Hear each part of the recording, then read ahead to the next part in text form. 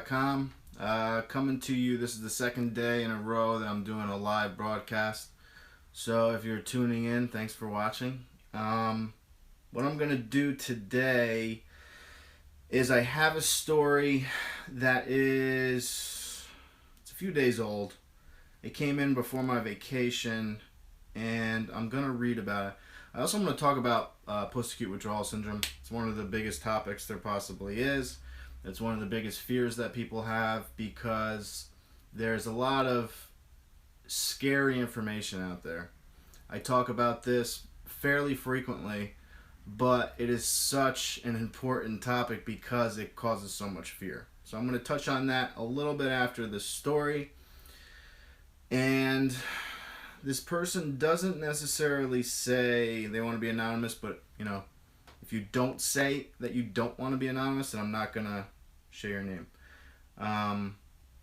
Hey Ryan, sorry to add this. I've watched almost all of your videos over the last year and finally decided to give it a go. I have been weaning down from Roxy 20 4 times a day, which is 80 milligrams.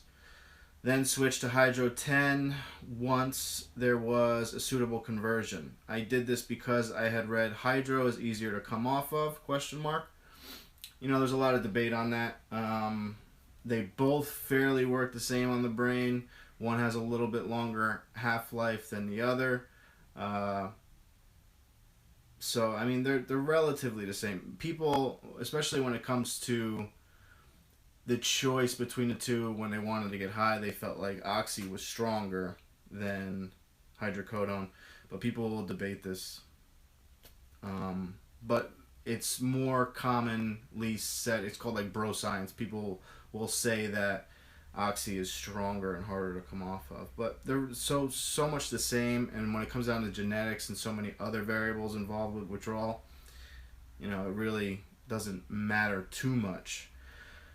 My doctor left, and new doctor dropped me to 7.5s 3 times the last 2 weeks, then 2 times the next 2.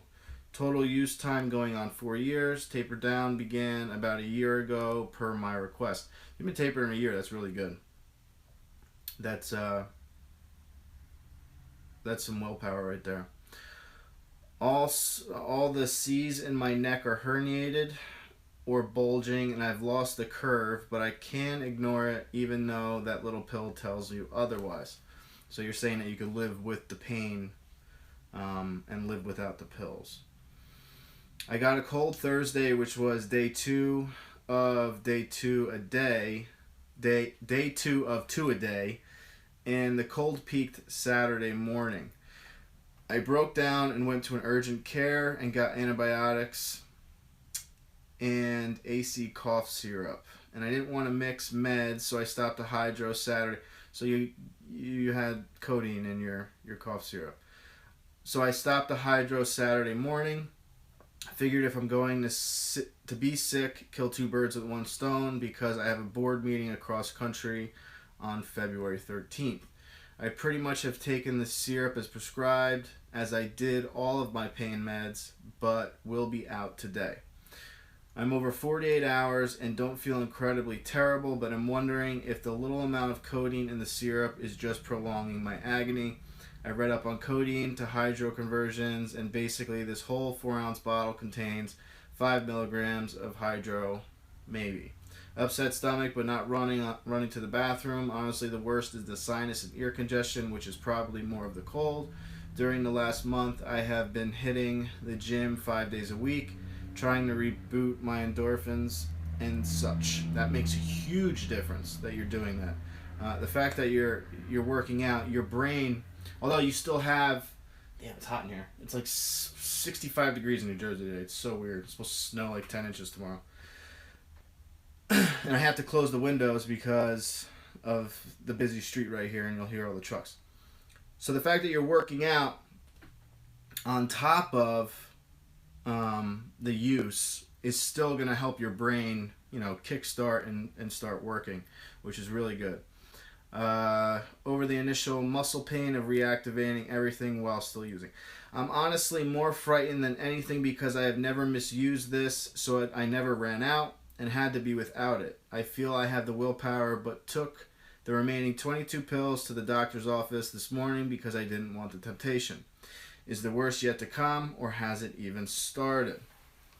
To be honest with you, you're 48 hours in, but you still have the codeine in your system. So it's hard to say where exactly you are in your withdrawal because, you know, you still have the drugs coming in and being administered on a regular dose basis. Obviously, it's less than normal, so you can consider that still a taper, but it's not full-fledged withdrawal yet. So I'd like to hear back from you if you can write in and let me know how you're feeling now, and it'll give us a better idea of your situation. I mean, honestly, it just sounds like you have a lower dose of opioids in your system. And yes, you're going to feel withdrawal symptoms, but you've been tapering so long, and this is still a gradual taper, you might not feel much different yet, if that makes sense. And that's that. Okay. So please write into me, let me know how you're doing, how you're feeling, so on and so forth. Someone commented yesterday on the video that I look like I need a vacation from my vacation. I'm worn out. It's funny you should say that because the vacation we went on, yes, it was fantastic. We had a great time. It was for our children, so it was nonstop, you know, keeping them occupied. What my wife does every single day is not what I do every single day. She works, and I don't ever want her to see this video. She works 10 times harder than I do. And I still consider myself working really hard. She's with my kids all the time, keeping them busy. They're never sitting still for more than 2 minutes. She's always got activities set up for them. Even when they're home, they have things that they're doing. So she's used to that. I'm not. I mean, so we were going and going and going and going. I did manage to write over 150 handwritten letters for comp support. Because every order I give a handwritten letter to people, motivational letter. So even though I was on vacation, I'm still working. Obviously I wasn't on my phone when I was with my children, but I didn't sleep like I was on vacation. Okay, so when everybody else was asleep in their room, I was in the corner on those little tables with the little lamp, and I was working. Because those letters actually make a big difference to a lot of people. So it motivates me to keep writing them. So yeah, I didn't sleep much. I do always have bags under my eyes over the past 6 months, and it does look like I never sleep, but I do get some sleep. It's not like I'm a vampire. On top of that, there were some people that were commenting about the Super Bowl and how I felt about the Super Bowl. And I'll tell you what, I'm a Jet fan, okay? I dislike Tom Brady on the football field because he's in my division in football. A lot of people don't give a shit about football. I get it. But some people care about football. That guy is incredible. He really is. I mean, you can't hate him so... Like, I don't hate him, but I dislike him when he plays my Jets because he makes them look foolish. The guy isn't... He's insane. I mean, I don't even know how to... He's the best ever in my book. People can debate that all they want, but he's got, 5 rings now? And not to be racial at all. I mean, I've watched sports my whole life. I've played sports. The majority of the quick athletes in the NFL are African American.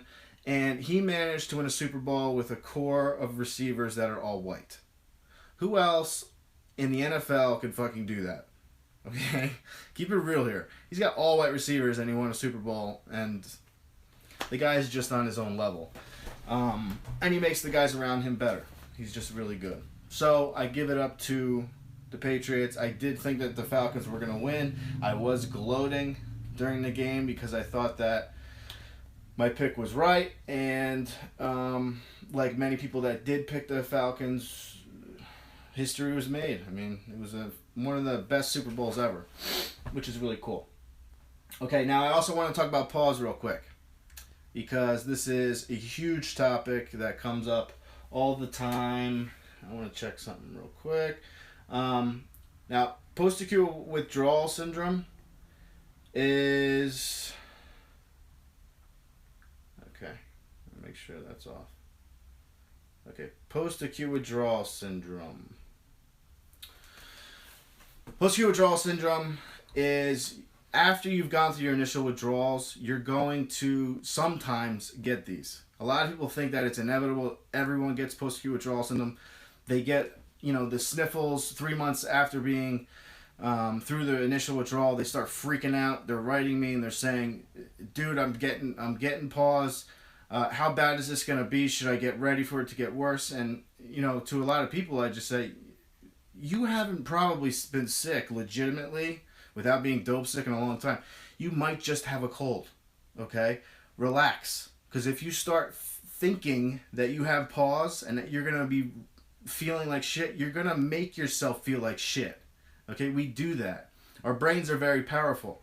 Just like when you used to cop and you're going out and the intensity of going to find the drug, and once you have the drug in your hand, your withdrawal symptoms are gone. You don't even administer the drug. Just getting it and scoring, you have it, you're calm. It's because you have it. That's a drug in itself. Many people will agree and say, yeah, shit, that used to happen to me all the time. I'd score, I'd have it, and I wouldn't be sick anymore. The mind is very powerful. So if you start to believe that you have PAWS, you'll give yourself PAWS. Okay? You need to relax. Will some people get it? Yes. The majority of people get it? No. They don't. Okay? I've been doing this for a fair amount of time, and I've spoken to a boatload of people. Buttload. Okay? And majority of people don't get it. They really don't. They think it is, but it's not. If you're going to have depression from your use, you'll have depression from initial withdrawal on. It won't come out of nowhere in most cases. If it does show up out of nowhere 3-4 months down the road, you have PAWS. Okay? But it's not the overwhelming majority that this happens to. Most people will have depression right from the get-go, and it'll deplete over time. If you continue to have hardcore depression and anxiety for months and months and months and months, then you go to a doctor and say, hey, I think something's wrong here. Something's not being fixed. And in many cases, you might have had that issue to begin with. That might be why you were so attached to opiates, because opiates made you feel good and the depression left. So you might have had imbalances before you even started using these drugs. Okay? So don't jump to the conclusion that you automatically have PAWS, because in most cases you don't. Alright? If you have the sniffles, take some vitamin C, take some supplements, eat better, drink some water, drink some lemon water, and give it some time, and you'll see, oh shit, I just had a cold. Just like a normal person would. Okay? You don't always have to classify yourself as having these issues when in most cases you probably don't. Alright? That's it for today. I did have the chat up, so I know people are writing, and I'll figure out how I'm going to do this. What I'm probably going to end up doing is when I do the podcasts, I'm going to have the chat going, and as I'm just talking about whatever the fuck I want to talk about that day, I'll have the chat going, and we could talk about different things and just keep the podcast going. And the podcast, I want to launch the first one Friday. We'll see how things go. If not, it'll be Monday. But I'd rather start on a Friday and do it every Friday than do it one on Monday, one on Wednesday. I'd rather have a set time for the podcast, and I'm working on having a set time for the blog, or for these videos. I'd like to do them every day at either 11 or at 1 p.m. Right now I have a lot going on with my kids and things in their schedule, so I can't make a set time for videos right now. Later on in the day is probably going to be more suitable, so 1 p.m. Eastern time is probably going to be the time for right now. But I might hop on at 11. I'll announce it like I did today. Alright? Questions or comments below. Check out some more videos. Leave some love. And I will see you guys tomorrow.